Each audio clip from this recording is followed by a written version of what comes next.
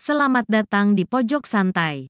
Sebelum Anda mendengarkan audiobook ini, kami menginformasikan bahwa channel ini adalah review audio dari buku yang ada di Indonesia. Untuk membaca keseluruhan buku ini, kami menyarankan membeli buku aslinya di toko buku kesayangan Anda, baik offline maupun online. Keberadaan channel ini dimaksudkan untuk membantu Anda mendapatkan pengetahuan dari buku-buku kesayangan Anda. Jangan lupa untuk subscribe, like, dan komen. Selamat datang di Pojok Santai, channel khusus yang membahas komik dan novel dengan cara asik. Kali ini, petualangan Andika, si pendekar selebor, berada di negeri Cina. Petualangan seru apa yang akan dialami Andika? Yuk, langsung saja disimak video kali ini.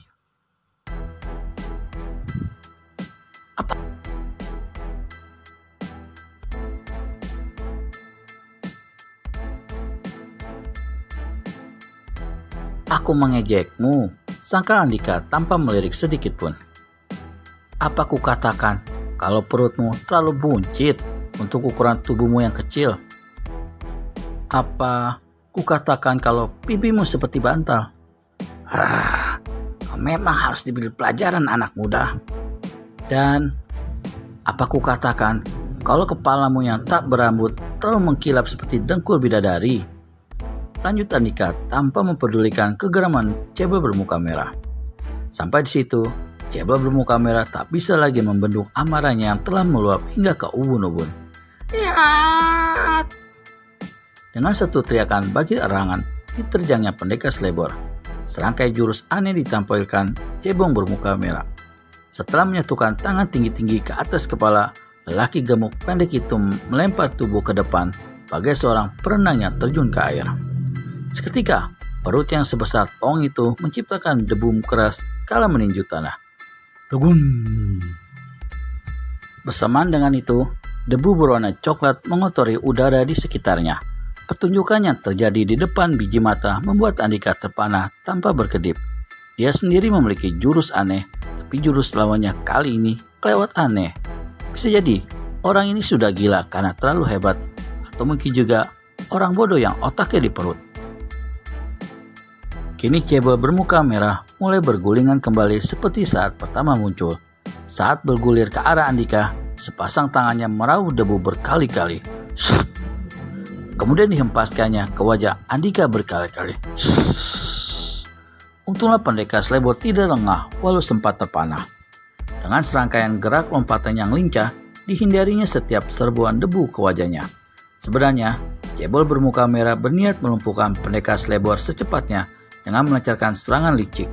Namun karena siasatnya dapat dimentahkan, mau tak mau dia hanya bisa memanfaatkan kerepotan pendekar selebor dalam menghindari terpaan debu.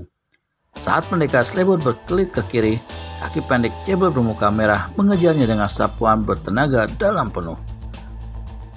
Kembali debu warna coklat berterbangan ke udara, sementara Andika sendiri sudah bersalto ke belakang.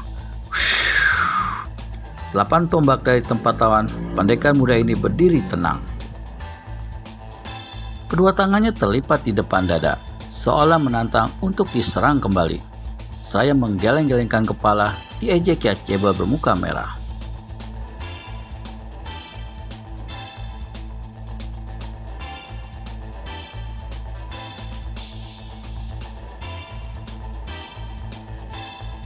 Hei! Apa kau saudara sepupu ayam betina ya? Mereka juga suka mandi dengan debu sepertimu. Tidak lucu orang asing. Hadik Cebol bermuka merah yang telah bangkit kembali. Tidak lucu.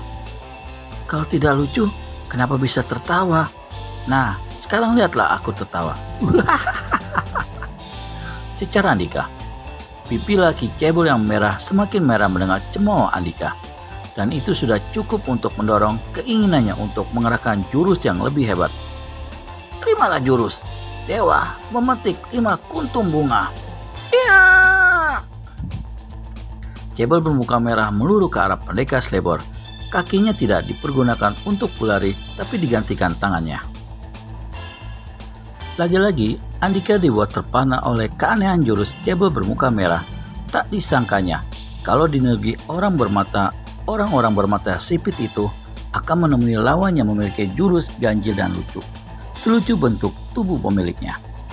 Namun demikian, tampak sekali keganasan serangan dari jurus tersebut. Andika bisa menilai seperti itu saat cebol bermuka merah sudah tiba di dekatnya. Sambil menentukan terjangan-terjangan kelima bagian tubuh yang mematikan, jurus dewa memetik 5 kuntum bunga memang memusatkan sasaran serangan pada 5 titik mematikan di tubuh lawan. Hal itu bisa diketahui pendekar Slebor dari serangan lawan yang selalu mengarah ke bagian selangkangan, jantung, buah pinggang, dan tenggorokan. Sepasang tangan cebol bermuka merah yang dijadikan kaki memusatkan serangan pada bagian bawah. Dengan menghentakkannya, tubuh lelaki cebol itu terangkat. Maka selang waktu yang demikian singkat, kedua tangannya serempak menohok ke bagian pinggang pendekar Slebor. Bagi seorang pendekar kelas atas di negerinya, serangan seperti itu tak terlalu sulit untuk dikandaskan. Dengan menurunkan kedua tangan bersamaan, Andika sudah mampu menepis tusukan jari-jari cebol bermuka merah yang hendak memecahkan sepasang buah pinggangnya. Tapi serangan laki-laki cebol itu tidak berhenti begitu saja. Kakinya yang masih melayang langsung mengarah ke kerongkongan dan dada pendekar Slebor. Kecepatan gerak dua kaki yang menuju dua sasaran sempat membuat Andika terperangah.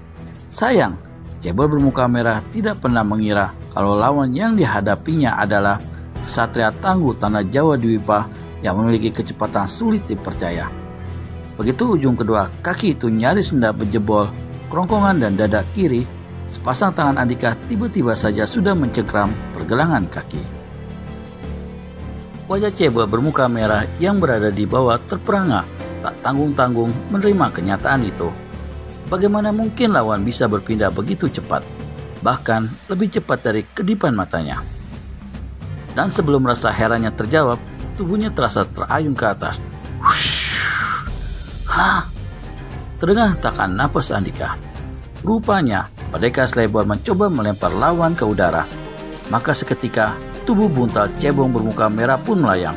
Sesaat kemudian, luncuran tubuhnya terhenti tiba-tiba, karena ikat pinggang kain miliknya tetap dicengkram pendekar Slebor kuat-kuat. Mulut lelaki botak itu melepas keluhan tertahan. Matanya yang sipit terbelalak tanpa bisa membesar. Perutnya terasa sedang dijepit keras oleh ikat pinggangnya sendiri. Bahkan disusul rasa sakit yang menyerang hingga ke rongga tenggorokan ketika Andika menohok pusarnya ke sedalam 1 jari. "Masuk!" teriak pendekar Slebor kegirangan. Cebol bermuka merah sendiri menjulurkan lidahnya keluar menahan rasa mual yang tak terhingga. "Andika, tahan!" Tiba-tiba sebuah suara mencegah terdengar jauh di belakang pendekar Slebor. Seketika Andika langsung bisa menyimpulkan kalau teriakan tadi milik Qin Liong. Entah kenapa kawannya itu menahan pertarungan. Tapi yang pasti, tubuh cebol lawannya langsung dilempar seperti karung beras ke atas tanah. "Kenapa kau begitu usil menghentikan aku menimang-nimang bayi ajaib itu?" Urutu Andika ketika Qin Liong berlari tergopoh-gopoh mendekatinya. "Dan kenapa kau begitu coba bertindak?" bentak Qin Liong agak kesal. Wajahnya memperlihatkan kesungguhan yang dalam. "Dialah orang yang aku maksud sebagai penghubung kita kepada Putri Ying Lian." Tanya pada si botak itu, siapa yang coba bertindak? Aku sendiri sudah berusaha ramah, tapi dia malah memperlakukanku seperti kucing buduk yang mencuri daging. Bahkan membentak-bentak seenaknya. Serga Andika membela diri. Saat bicara, mata pendekar Slebor membelalak dongkol. Dia ingat pada sikap cebol bermuka merah yang begitu angkuh. Benarkah pria cebol itu penghubung Putri Yin Liang? Dapatkan jawabannya di video selanjutnya hanya di channel Pojok Santai. Segera subscribe dan tekan tombol lonceng untuk mendapat notifikasi video terbaru dari kami. Terima kasih dan sampai bertemu kembali.